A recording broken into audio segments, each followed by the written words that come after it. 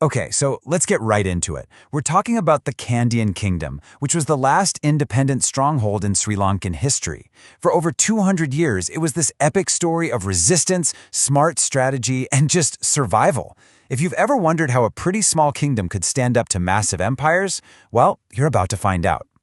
So picture this. For over 2 centuries, while these huge European powers are conquering all the coastlines, one kingdom just holds out, tucked away right in the heart of the island. In this place, Kandy, it wasn't just a city, it was a symbol. It was the last fortress standing against this rising colonial tide.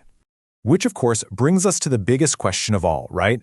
How on earth did a small, isolated kingdom manage to resist not 1, not 2, but 3 powerful European empires for so long?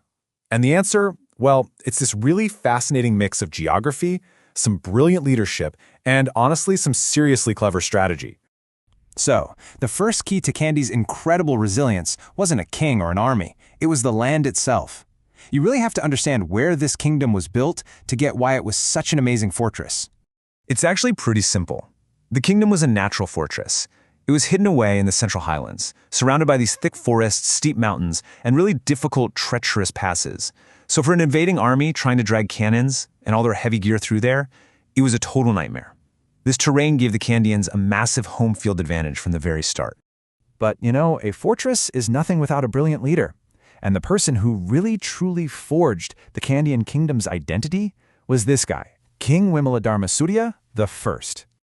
This king was an absolute master strategist. He knew that just winning battles wasn't going to be enough. To build a kingdom that would actually last, he needed 2 other crucial things: legitimacy in the eyes of his people and a really powerful symbol to rally them all together.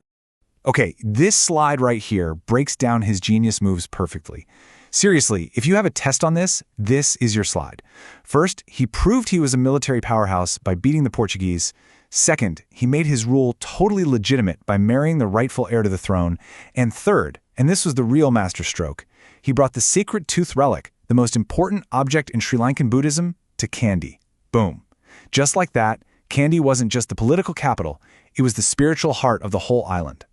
All right, so with its foundations totally secure, the kingdom enters this long, high-stakes game of survival against one European power after another, all of them wanting control of the island's very valuable resources. Now, let's meet another one of the most famous players in this game, King Rajasinghe II. This king was so shrewd. He was a diplomat who knew he couldn't just fight his enemies head-on all the time. So instead, he decided to play them against each other. I mean, his whole strategy can pretty much be summed up by this timeless phrase. At the time, the Portuguese were his #1 threat. So who was the enemy of the Portuguese? Well, the Dutch, their biggest rival in the global spice trade. And right there, Rajasinghe saw a huge opportunity. And this slide lays out his plan perfectly. He reached out to the Dutch, they signed a treaty, and together they spent the next 20 years kicking the Portuguese completely off the island. It was a diplomatic masterclass. But, as history often shows us, inviting one wolf in to fight another, well, that can lead to a whole new set of problems down the road. But hey, a kingdom is way more than just kings and wars, right? So what was life actually like inside this mountain fortress? Let's take a quick look at the trade, the culture, and the society that really powered it. So, trade was the absolute engine of the kingdom. I mean, look at this list of exports: cinnamon, pepper, gems, elephants. These were incredibly valuable, sought-after goods. In return, they'd import things they couldn't make themselves, like textiles and horses. This trade is what made the kingdom rich, and of course, a prize worth fighting for. And of all of those exports, cinnamon was king. You could honestly think of it as like the oil or the microchips of its day. If you controlled the cinnamon trade, you controlled immense wealth. And that is what made the European powers so incredibly desperate to conquer the island's interior. The society also had some really fascinating customs, especially around marriage. There were 2 main types. The first, Diga, was pretty much what we'd consider standard. The bride moves in with the groom's family. But they also had Bina marriages, where the groom moved in with the bride's family. It was actually a really clever way for a family that didn't have any sons to keep their property and their family name going. The kingdom also developed this incredibly vibrant and unique artistic style, which you can still see today in the temples in Kandy. And this art wasn't just for decoration. It was pure storytelling. The bold lines, the distinct colors, they were used to tell religious and historical tales, basically preserving their entire culture in a visual language. But after 200 years of amazing resilience, the fortress started to show cracks. We are now turning to the final and pretty dramatic chapter in the story of the Kandyan Kingdom. Meet Sri Wikrama Rajasinghe, the last king to ever rule in independent Sri Lanka. His reign, unfortunately, was defined by a new, more powerful enemy, the British, and crucially by these deep, bitter conflicts happening within his own court. This timeline really shows just how fast it all fell apart. The king's relationship with his own chiefs completely broke down. The very men he needed to defend the kingdom started plotting against him.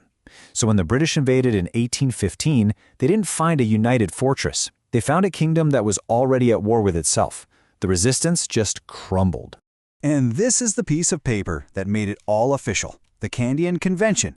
On March 2, 1815, the Kandyan chiefs, who were now allied with the British, signed away their own kingdom's independence.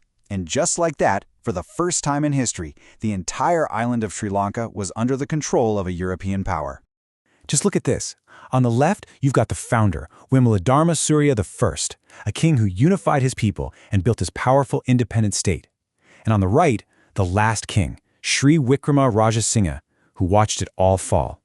It's such a powerful visual summary of a 223-year-long story. And that is the most important lesson here. For anyone studying this, remember this point. The British were powerful, for sure, but the kingdom's ultimate downfall wasn't just about a foreign enemy. The fortress was breached from the inside. It was the infighting, the total breakdown of trust between the king and his chiefs that ended up being the fatal wound. Which leaves us with a final, really fascinating question to think about. Was the end inevitable, given the incredible might of the British Empire at the time? Or, if the king and his chiefs had somehow stayed united, could the last fortress have held out even longer? Could it have maybe even changed the course of history? That's definitely something to reflect on.